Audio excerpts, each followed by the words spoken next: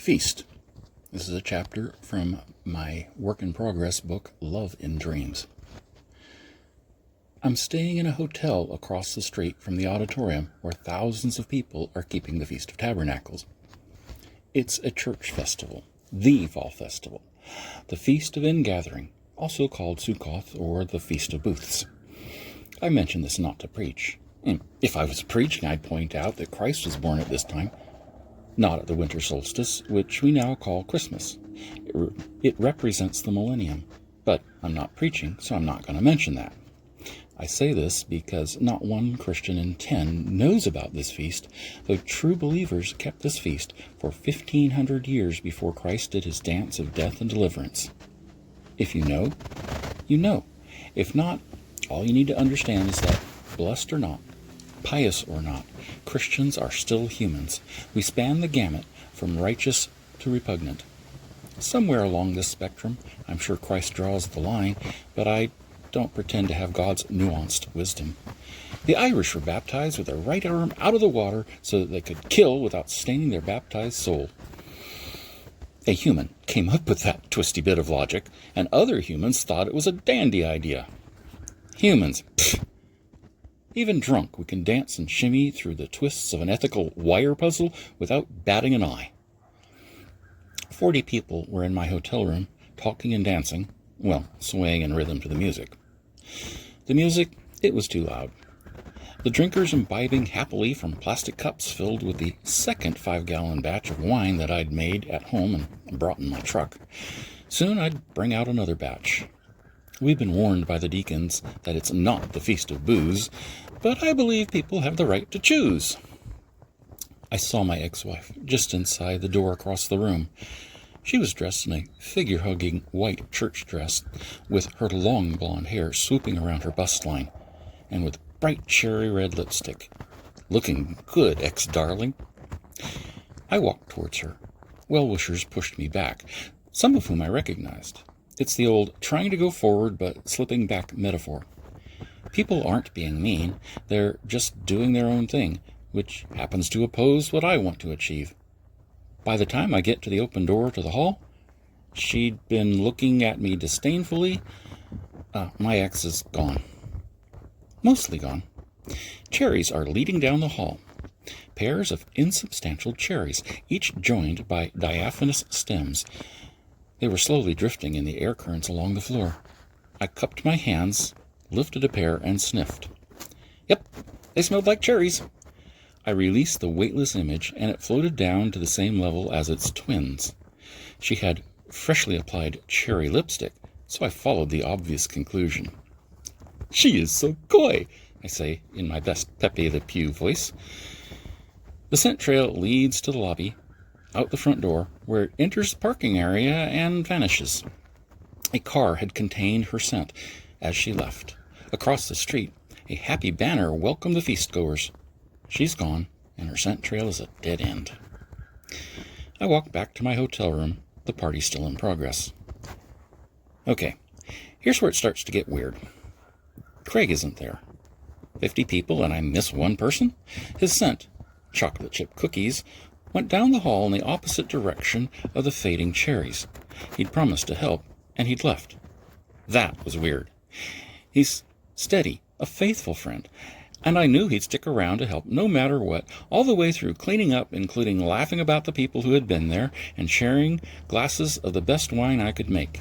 Not that he's a mercenary for booze, but for some reason he'd chosen me as a friend. I thanked him in multiple ways, none of which were enough to repay him for his loyalty, and he had abandoned me?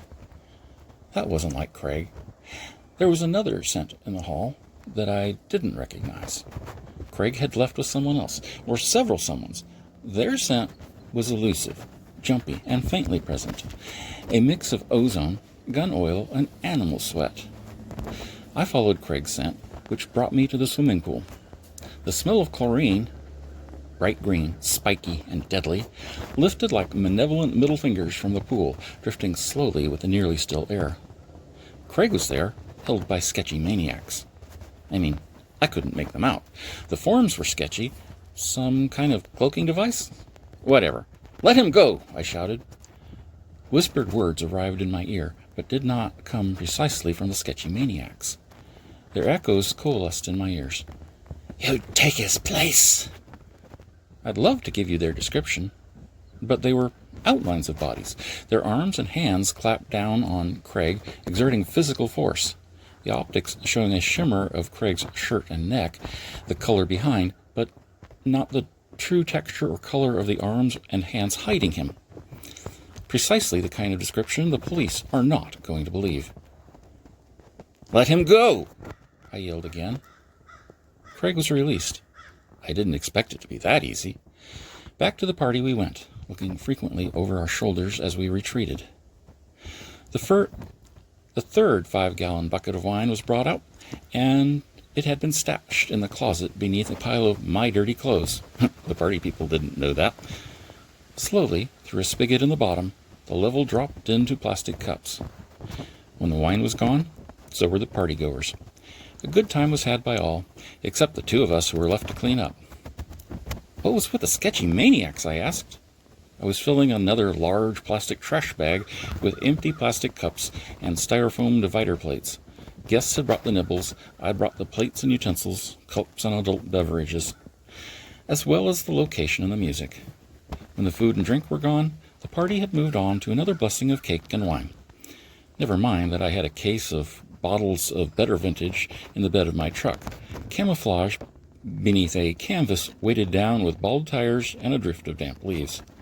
That was for ministers, elders, and deacons. Some people needed to be politely reminded to turn the other cheek. "They threatened you, so I followed them," Craig said. "Suddenly, there were more behind me. I was caught, and then you came along." "Could you follow them now?" I asked. "If you want me to," Craig said.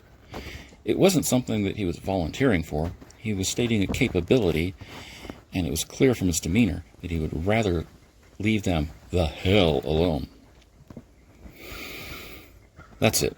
That's all I've got. While writing it down, I got a phone call, and after the phone call, I sat back down at the keyboard. The dream was gone. I know we followed past the swimming pool. I clearly picture walking past the scent of chlorine and dodging vinyl-shaped pool furniture with Craig. There was something about chasing an elusive enemy through the underground corridors. There were pipes and wires strapped overhead brackets and echoes of people practicing choir music. Perhaps the tunnel led under the convention center, but I've no idea why. Maybe it was a random person with a full-volume recording enjoying the echoes of the tunnels. Craig said, repeatedly, "I don't want to catch up with them," and "What will you do if you find them?" His was the voice of reason. Mine was the voice of affront. A good friend is always a balance. The rest of the dream had vanished like the gratitude of an ex-wife. That's a chapter from Love and Dreams, about 1,200 words, as the writer records. Let me know what you think.